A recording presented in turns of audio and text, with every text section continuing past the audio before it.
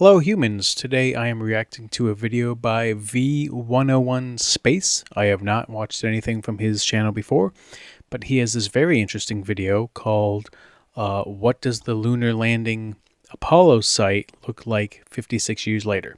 So I'm going to be watching that, and we'll just get straight into it. Have you ever looked up at the moon and thought it feels close enough to almost touch? Of course, although that moment is special, the feeling is an illusion. At its closest, the moon is over 360,000 kilometers away. Is it on a stable orbit around us, or is it a little bit elliptical? Like, are we in the direct center of the orbit of the moon? I would expect so because it is orbiting us, but maybe it is a little elliptical. I'm not sure.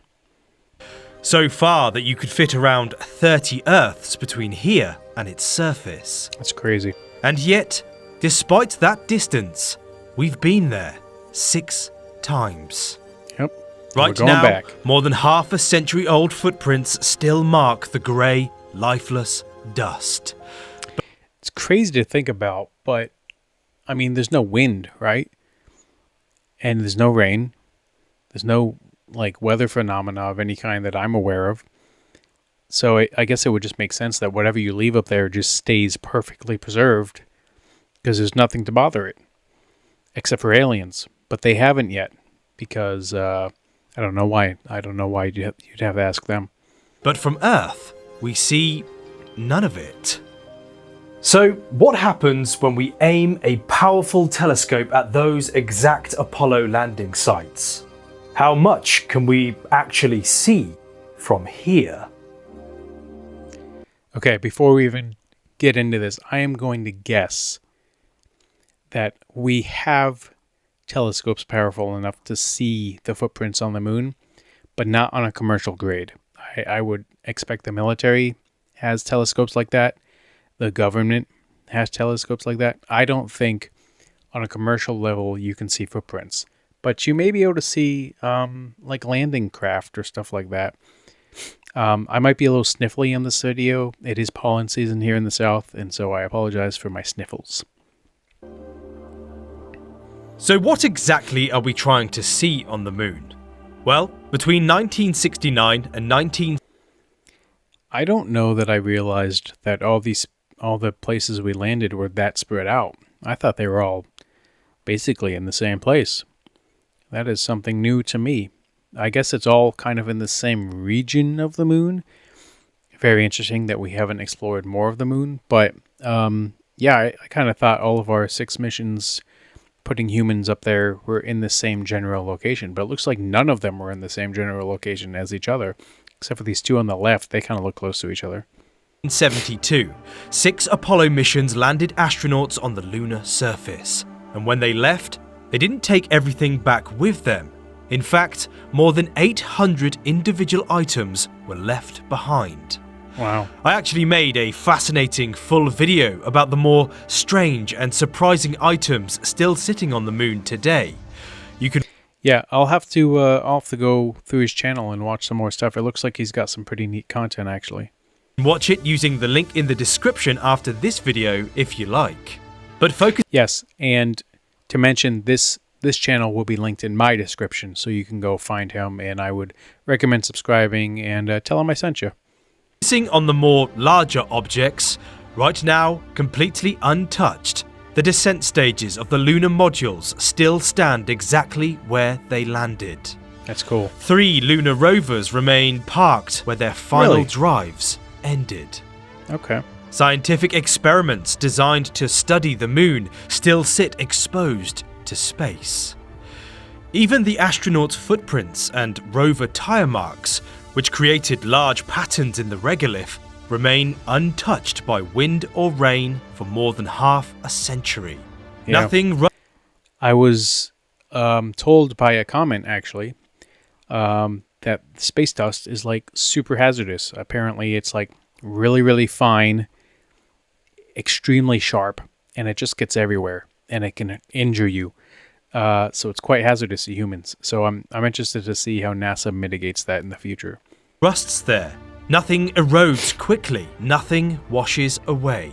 The moon is a time capsule. If you could hover just a few kilometers above these landing sites, the signs of human activity would be unmistakable. And that naturally leads to a simple assumption. If all of this is still there, and we have telescopes that can reveal mountains, valleys, and craters in extraordinary detail on the moon, then surely we should be able to see these landing sites from Earth, right? I guess if things stay that well preserved up there, that would be sort of an indication against aliens, right?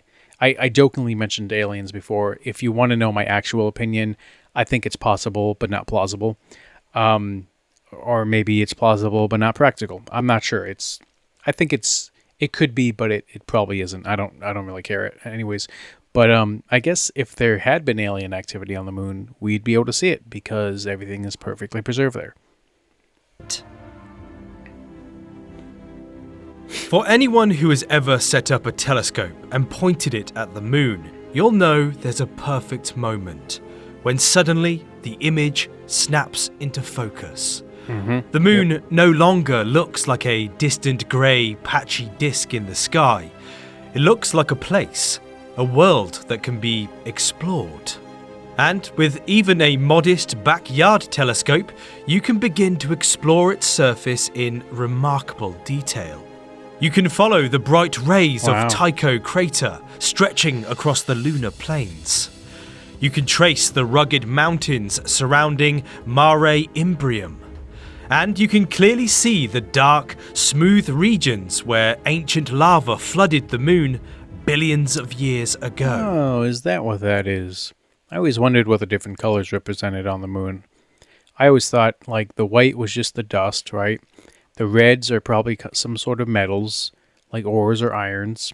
And I had no idea what the black meant. I thought they were just, maybe the black was just scorch marks from various explosions or craters or whatever. But lava is something I had not considered. Then, naturally, once you've taken in the moon's magnificent landscape, the next step is to look for one of the only physical links humanity has to this world, an Apollo landing site. Let's start with the most famous location of all, the Sea of Tranquility. This is... I will be watching a video of this full broadcast from the 60s when they first landed on the moon. So if you want to see that, stick around and I'll be putting that up. Maybe not in the next couple of weeks, but eventually it's on the very long list of videos I will be watching. Is where Apollo 11 landed in July 1969. We'll see. We'll see how I feel. Through a telescope, the region is easy to find, a wide, dark plain surrounded by brighter highlands. You can center it perfectly in view, then zoom in. You can continue to increase the magnification until the image becomes razor sharp. Really? But no matter how much you zoom in, the only thing you will ever see is the moon's grey, desolate landscape. No flag, no landing module. No sign that anything extraordinary ever happened there. I'm sure he'll go into a practical reason for that. Just so y'all know, I do believe we landed on the moon. I know there's a big conspiracy that we never did. I think we did, and I think that'll become increasingly apparent as we continue to travel to the moon in the future. But just so y'all know where I stand on that, I think we actually went there. But the Apollo landing site hasn't eroded away or been buried beneath dust. There's no wind or rain on the moon, as we have already established. So where is the Apollo 11 landing site? Well, as I mentioned at the very beginning of this video, the moon sits at its closest over 360,000 kilometers away. And despite how small it appears in our sky, it is still unimaginably large compared to anything humans have left upon it. This is the Apollo 11 landing site. It's just that the entire site is within this single pixel of detail. You Wow. might think next, well, we need more magnification. Let's use the biggest, most powerful telescopes we have. But the answer isn't really about magnification, it's about resolution. You can magnify the moon by 1,000 times, but if your telescope's aperture, which is the diameter of the main lens or mirror, is too small, you will only Yep. see a larger, blurrier version of the same features. It's the exact same thing for digital photography, or any photography really. If you could just keep zooming in and zooming in and zooming in, you will eventually just hit a blur wall or a pixel wall, or both, where you just can't extract any more detail from the sensor of the camera. So a bigger aperture means better resolution, which gives you the ability to distinguish smaller objects. You can think of it like a light bucket. Just as a wider bucket catches more rain, a wider aperture captures more light. And that's exactly what you need to get better resolution, and so see those smaller features. But there's a problem, because even under perfect conditions, the biggest optical telescope on Earth, which is nearly ready for its first light, named the Extremely Large Telescope, is still unable to resolve the Apollo landing sites. And this It's called the Extremely Large Telescope? Really? What is it, an Elon Musk telescope? They tend to name things really silly like that, but I'll have to look that up. I don't have any knowledge or information on the Extremely Large Telescope. This telescope has a reported primary aperture of 39 meters, which means it will gather 15 times more light than any other operating optical telescope on Earth at the moment. That's crazy. And yet, even with this enormous light bucket, every Apollo landing site still is less than a single pixel of information. Yeah. So, how big would a telescope need to be to see these famous sights? I wonder if like the Hubble telescope could see. Again, that's military government level, so we're not going to gain access to that, I don't think. Or maybe we are. Actually, the Hubble telescope, as I understand it, is no longer in space. It's been replaced, and it in fact is the Hubble is in the Kennedy Space Center in Florida. But it's been replaced, and there's a newer one up there. I bet that one can see it, but we're probably not going to gain access to that amount of resolution anytime soon.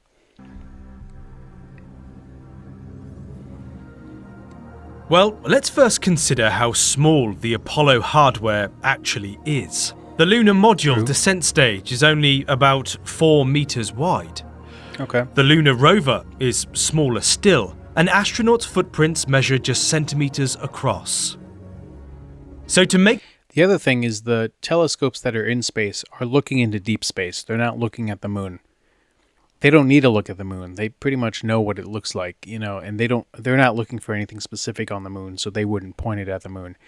So they pretty much are just pointing it like way off into deep space. So while we have the capability to, I don't think we're not using the capability for the purpose of looking at the moon.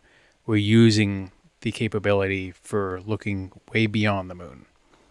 make these sites less than a speck, it is estimated that we would need a telescope with an aperture of 200 meters in diameter. So quite a bit larger than this extremely large telescope. Theoretically, it is possible to build, but it would push the absolute limit of current engineering and, of course, cost many billions of dollars.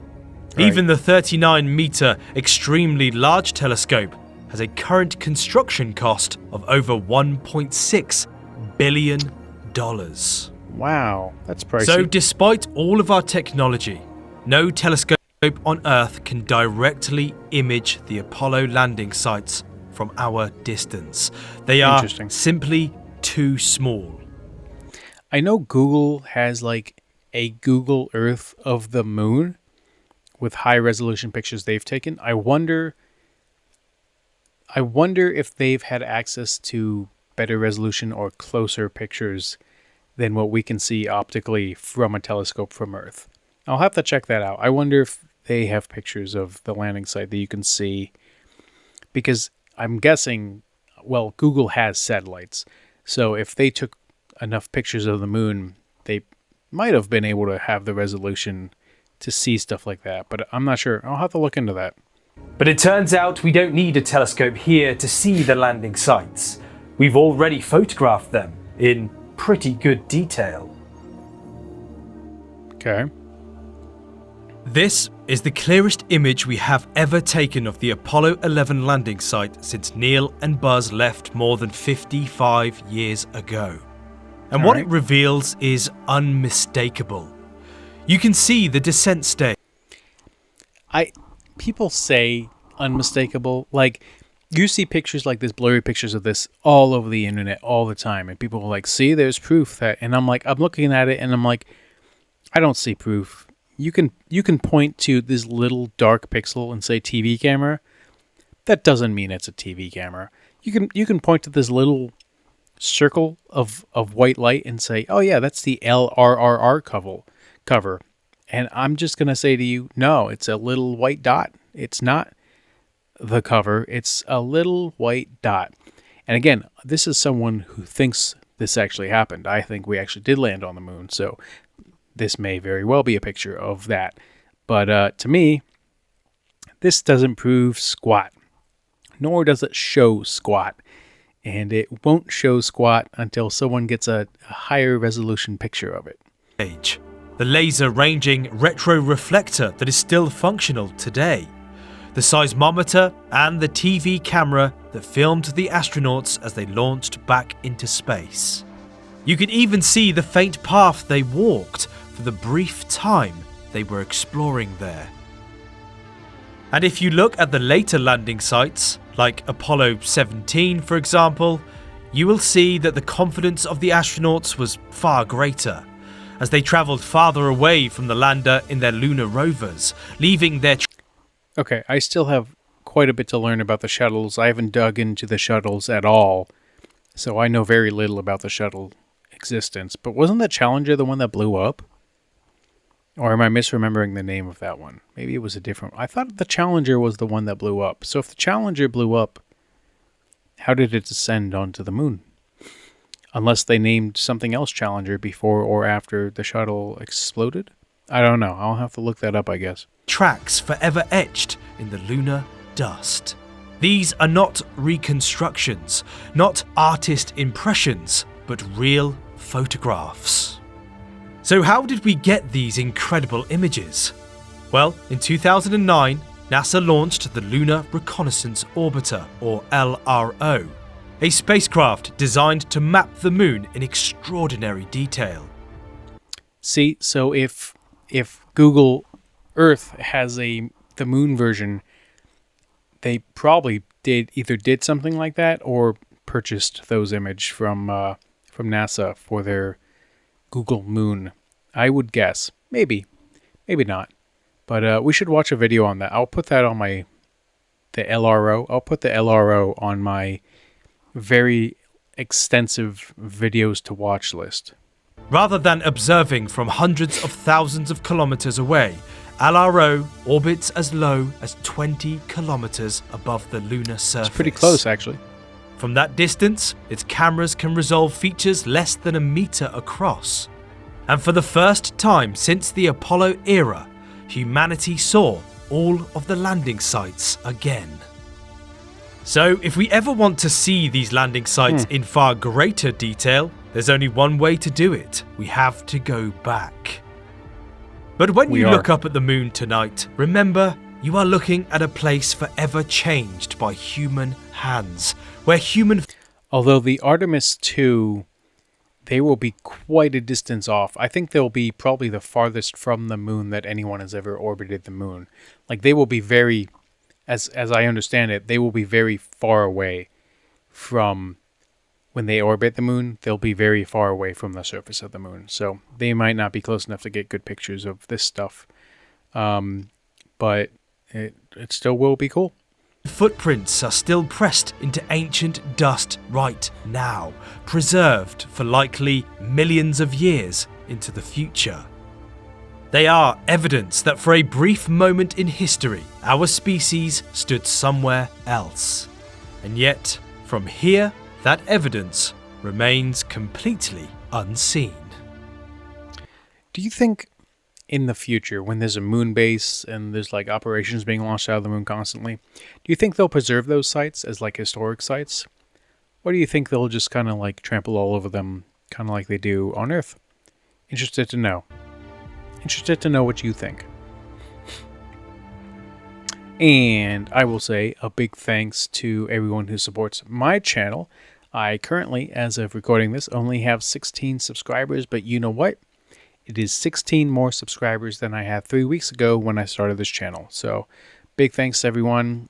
Like I said, this channel will be linked down in the description. And I hope you have a great day on Earth.